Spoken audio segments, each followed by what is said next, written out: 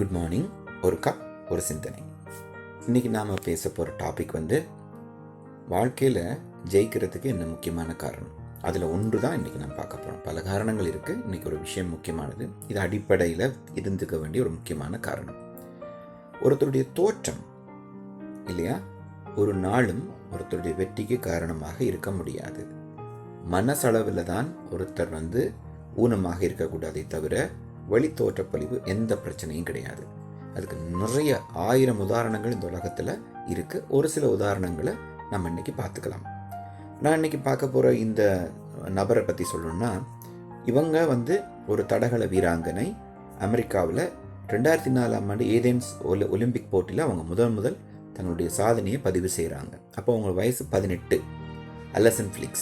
அலசன் ஃபிலிக்ஸை பற்றி நான் ஆல்ரெடி முன்னாடியும் ஒரு செய்தியோடு உங்களுக்கு போட்டிருக்கேன். பட் இன்றைக்கி நான் சொல்கிற விஷயத்தில் கனெக்டிவாக இருக்கிறதால அதை நான் உங்களுக்கு திருப்பி ஒரு ஞாபகப்படுத்துகிறேன்.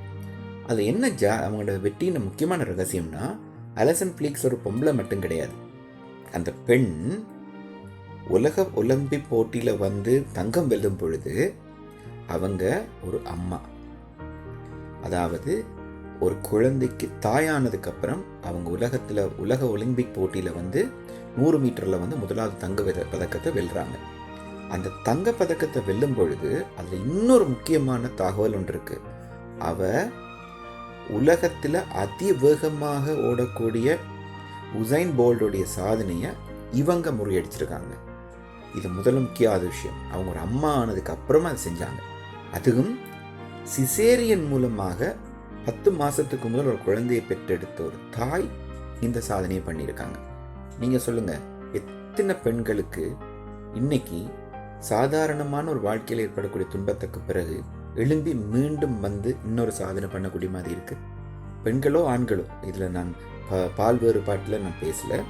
பட் ஒரு சாதிக்கணும்னு நினைக்கக்கூடிய ஒரு பெண்ணுக்கோ ஒரு ஆணுக்கோ மனதளவில் தான் ஊனம் இருக்கக்கூடாதுன்றதுக்கு அலசன் ஃபிலிக்ஸ் ஒரு உதாரணம்.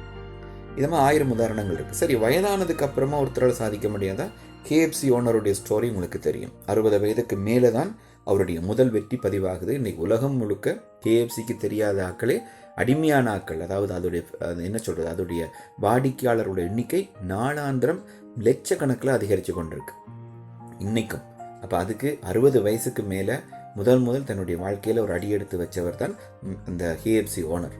இன்றைக்கும் நீங்கள் KFCயில் பார்த்தீங்கன்னா தாத்தாண்ட படம் தான் இன்றைக்கி அவங்களோட லோகோவிலேயே இருக்கும். அப்போ 60 வயது ஒரு தடையாக இல்லை. ஒரு குழந்தை பெற்ற ஒரு அம்மாவால் சாதிக்க முடியுதுன்னா முடியும். குற்றாலீஸ்வரன் உங்களுக்கு எல்லாருக்கும் பழைய ஸ்டோரி தெரியும். 13 வயசில் உலகத்தில் பாக்கு நீரணையை கடந்து உலக சாதனை படைத்தார். இப்போ வயசு சின்னனாக இருந்தால் ஒரு பிரச்சனையும் கிடையாது. மைடியர், நீங்கள் இந்து முறையில் சொல்கிறதா இருந்தால் சம்பந்தர் மாதிரி 3 வயசில் தேவாரம் பாடினாலும் உலகம் ஏற்றுக்கொள்ளும். அப்பர் மாதிரி 60 வயசில் தேவாரம் பாடினாலும் நீங்கள் நாயனார் தான். அப்போ உங்களுக்கு பின்னால் இருக்கிறது வயது ஒரு பிரச்சனையே கிடையாது. வயதும் பிரச்சனை கிடையாது. ஏன் இன்னைக்கு உலகத்தில் நம்பர் 1 வல்லரசுன்னு சொல்லப்பட்டது எது? அமெரிக்கா. இந்த அமெரிக்காவுக்கு ஒரு கருப்பினத்தை சேர்ந்த பராக் ஒபாமா என்றவர் ஜனாதிபதி சக்சஸ்ஃபுல்லான பிரசிடெண்டாக இருக்கு இல்லையா? அப்போ கருப்பு இனம்ன்றது ஒரு பிரச்சனையே கிடையாதுன்றதுக்கு இன்னும் நிறைய உதாரணங்கள் இருக்குது. ஆனால் என்னோட நிறைய பேர் பேசும் பொழுது, கவலைப்படும் பொழுது அவங்க சொல்லுவாங்க, எனக்கு இப்படி அப்பா இருந்தால் நல்லா இருக்கும், எனக்கு இப்படி அம்மா இருந்தால் நல்லா இருக்கும், என்னுடைய வெற்றிக்கு இப்படி ஒரு ஆசிரியர் அமையலை, என்னுடைய பின்புலத்தில் எனக்கு நல்ல டியூஷன் கிடைக்கல இல்லையா, எனக்கு வசதி இருந்தால் அப்படி வந்திருப்பேன் இப்படி வந்திருப்பேன்னு சொல்லி புலம்புற ஆக்கள் எனக்கு தெரியும் இல்லைங்களா? எனக்கு தெரியும். அவர்கள்ட்ட நான் கேட்குற ஒரே ஒரு கேள்வி, உங்களுக்குள்ள நீங்கள் போய் இறங்கி பார்த்தீங்களா? எனக்கு அடுத்த பிறவியில் நம்பிக்கை கிடையாது. ஏன் அப்படி இல்லைன்னு சொன்னால், இந்து மதத்தில் இருந்துக்கிட்டு அடுத்த பிறவியில் நம்பிக்கை இல்லைன்னு சொல்லும் பொழுது பிறகு அதுக்காக தனியாக நீங்கள் கமெண்ட்ஸ் பண்ணிடாதீங்க. ஏன்னா போன பிறவியில் இருந்திருந்தால் இந்த பிறவியில் அந்த ஞாபகத்துக்கு வந்திருக்கணும் இல்லையா? அப்போ எனக்கு போன பிறவியை பற்றி ஞாபகம் இல்லைன்றபடியாக மீண்டும் பிறந்தாலும் அது ஒரு புது பிறவி தான். அதில் எனக்கு எந்த விதமான பிரயோஜனமும் இந்த பிறவிக்கு இருக்க போகிறது இல்லை. ஆனபடியால் இந்த பிறவி தான் நான் இந்த சிந்தனையோடு வாழக்கூடிய ஒரு பிறவி. இந்த பிறவியை முடியும் பொழுது அட்லீஸ்ட் ஒரு கடைசி ஒரு 10 வருஷம் நான் இல்லாத காலத்திலேயாவது இந்த உலகத்தில் ஏதாவது ஒன்று நினைவில் இருக்கிற மாதிரி நாம் பண்ண வேண்டாமா? வச்சு பாருங்கள். இப்போ எல்லாருக்கும் தெரிந்தவர் நடிகர் விவேக். அவர் அன்னைக்கு காலமாகி ஏறக்குறைய 5 வருஷம் ஆகுது. ஆனால் நடிகர் விவேக் இறக்க முதல் 29 லட்சம் மரக்கண்டுகளை நட்டுட்டு தான் போயிருக்கார். இந்த உலகத்துக்கு 29 லட்சம் மரக்கண்டுகள், ஒரு கோடி மரம் நடுவது அவருடைய திட்டம். ஆனால் 29 லட்சம் மரக்கண்டுகள் நட்டுட்டு அவர் இந்த உலகத்தை விட்டு போயிருக்கார். இன்னைக்கு அவர் இல்லாமல் இருந்தாலும் அவர் நட்ட மரங்கள் ஒவ்வொன்றும் சரிங்களா அவருடைய பேர் சொல்லி கொண்டிருக்குமா இல்லையா? அப்போது நம்மளோட வாழ்க்கையில் நம்ம இந்த உலகத்தில் விட்டு நீக்க முதல் நம்ம ஏதாவது ஒரு சாதனையை பண்ணணும்.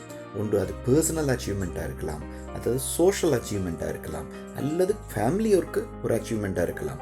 அதாவது ஏதாவது ஒரு சாதனையை இது நிகழ்த்திட்டு அது வரலாறாக்கிட்டு தான் போகணும். அதுக்கு ஒரு நிறமோ அல்லது எங்களுடைய தோற்றப்பொழிவோ நம்ம பிறந்த ஊரோ இல்லை பிறந்த முறையோ காரணமாக இருக்கவே முடியாது. இதுக்காக அவர் சொன்ன கதை சொல்லிட்டு உங்களிருந்து விடப்படலான்னு நினைக்கிறேன். இதுவும் அமெரிக்காவில் நடந்த கிட்டத்தட்ட ஒரு 200 வருஷத்துக்கு முதல் நடந்த ஒரு ஸ்டோரி. ஒரு அம்மா ஒரு பிள்ளை மகன் என்று வைத்துக் கொள்ளுமே, இருவரும் கருப்பினத்தை சேர்ந்தவர்கள். 200 வருஷத்துக்கு முன்னாடி நிற கோட்பாடு என்பது மிக பிரச்சனையாக இருந்த நாடு அமெரிக்கா. அதாவது கருப்பின மக்களுக்கு முக்கியத்துவம் கிடைக்காது, வெள்ளைக்காரர்களுக்கு தான் அந்த இடத்துல முக்கியத்துவம் கிடைக்கும். அந்த மாதிரியான ஒரு அதாவது புறந்தள்ளப்படுற காலத்தில் இந்த அம்மாவும் அந்த பிள்ளையும் என்ன செய்கிறாங்க, ஒரு பீச் ஓரமாக நடந்து போகிறாங்க. இருவரும் கருப்பினத்தை சேர்ந்தவர்கள். அப்படி நடந்து போயிட்டு இருக்கும் பொழுது அந்த ஏரியாவில் அந்த பீச் ஓரமாக ஒரு பலூன் வியாபாரி என்ன பண்ணுறான், பலூன் வித்துட்ருக்கான். அந்த பிஸ்னஸ் ட்ரிக் எப்படி இருக்குமோன்னா, ஒரு அந்த பீச்சில் நிறைய குழந்தைகள் விளையாடிட்டு இருப்பாங்க இல்லையா, அவர்களுக்கு டார்கெட் பண்ணி என்ன செய்வான், முதல்ல ஒரு சிவப்பு பலூனாக விடுவான். அது ஒரு கேஸ் பலூன். அது ஒரு 20-30 அடி உயரத்தில் போய் பறந்துட்டுருக்கும். அது அங்கே தூரத்தில் விளையாடிக்கிட்டு இருக்கிற குழந்தைகள் பார்க்கும் பொழுது அந்த பலூனை பார்த்துட்டு ஓடி பெருண்ட பலூன் வாங்கும். அப்புறம் ஒரு கொஞ்சம் நேரம் போகும்பொழுது ஒரு பச்சை பலூன் விடுவான், அப்புறம் ஒரு மஞ்சள் பலூன் விடுவான்.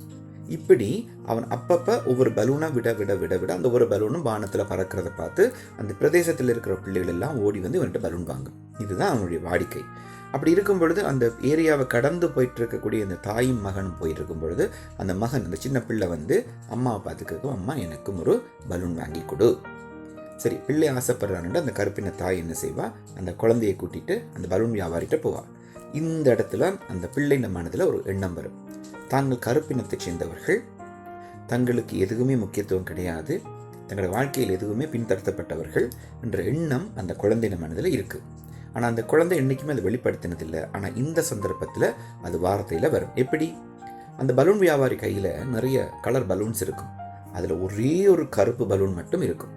அப்போ இந்த பிள்ளை அம்மா பார்த்து கேட்கும்மா, பாரு மேலே பச்சை பலூன் பறக்குது, சிவப்பு பலூன் பறக்குது, நீல பலூன் பறக்குது, அவன் கையில் பாரு ஒரு கருப்பு பலூன் இருக்கு இல்லையா, அதுவும் பறக்குமாம்மா, ஏன்னா நாங்கள் கருப்பினத்தை சேர்ந்தவர்கள், எங்களுக்கு எதுவுமே முக்கியத்துவம் கிடைக்காத மாதிரி இந்த கலர் பலூன்களோட அந்த கருப்பு பலூனும் பறக்குமா என்று சந்தேகமாக அந்த பிள்ளை கேட்கும். இந்த இடத்துல அந்த தாயோட உணர்வு என்னென்னா, தன் மகனுடைய மனதில் இருக்கக்கூடிய அந்த தப்பான ஒரு தாழ்வு மனப்பான்மையை உடைச்செறியணும் என்ற எண்ணம் அந்த அம்மாவுக்கு வருது. அந்த அம்மா என்ன செய்வா, பணம் கொடுத்து அந்த கருப்பு பலூனை தேடி பார்த்து வாங்கி பிள்ளைங்க கையில் கொடுத்துட்டு, நீ இதை விட்டு பாரு பறக்குதா இல்லையான்னு தெரியும்னு சொல்லுவாள். இப்போ அந்த பிள்ளை என்ன செய்யும், அந்த கையில் இருக்கிற பலூனை ஆசையாக விடும். இந்த கருப்பு பலூனும் பறந்து வானத்தில் பறந்து கொண்டிருக்கக்கூடிய சிவப்பு நீலம் பச்சை பலூன்களோட சேர்ந்து அழகாக பறக்க தொடங்கும். இப்போ அந்த அம்மா ஒரு விஷயம் இந்த குழந்தைய பார்த்து சொல்லுவாள், மகனே, பலூன் வானத்தில் பறப்பதற்கு அது நிறம் ஒரு காரணமோ தடையோ அல்ல, அதனுள் இருக்கும் அந்த காற்று தான் அதனுடைய காரணம். நீயும் வாழ்க்கையில் ஜெயிக்கணும்னா உன் மனசுக்குள்ளையும் உயர்ந்த எண்ணங்களையும் லட்சிய வரியையும் வைத்துக் கொண்டாயா இருந்தால் உன்னாலேயும் சாதிக்க முடியும் என்ற அந்த எண்ணத்தை அந்த குழந்தைன மனசுல அழகா விதைச்சாங்க. புரியுதுங்களா? ஆக எங்களோட தோற்றம், எங்களோட வாழ்க்கை முறை, நாம பிறந்தது, எங்களோட சூழல் ஒரு காரணமே கிடையாது சாதிக்க நினைக்கிறவர்களுக்கு. ஆக நம்மளுடைய வெற்றிக்கு நாங்கள் உள்ளுக்குள்ளே எடுத்துக்கொள்கிற சில தீர்மானங்களும் அதுக்கான முயற்சிகளும் அதுக்கான பயிற்சிகளும் தான் எங்கள் வெற்றிக்கான அடிப்படை காரணமாக இருக்க முடியும்.